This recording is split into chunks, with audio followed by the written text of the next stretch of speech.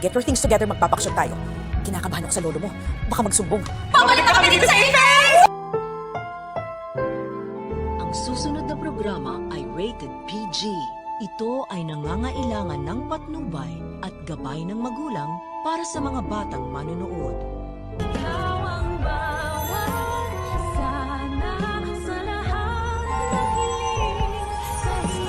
Dok Annalyn, paano ba yun? Babalik na sila.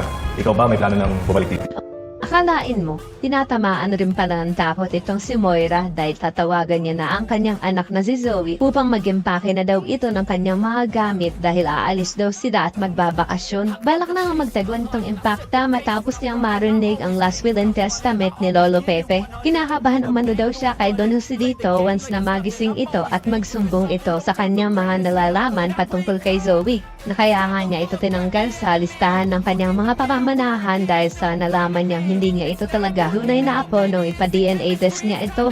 At hinihintay na nga lang ni attorney na magising ang matanda para mapirmahan niya na ang revised last will and testament ni Lolo Pepe. Sa kabilang banda, matapos nga lang isang araw ay gusto na agad bumalik ni Lynette sa kanilang bahay at handa na daw siyang harapin ang kanyang trauma. Kaya naman yung si Carlos ay masayang masaya dahil sa wakas ay makakaiwas na siya sa mga mapang-usig na mga mata nila Lola Susan at Diyosa.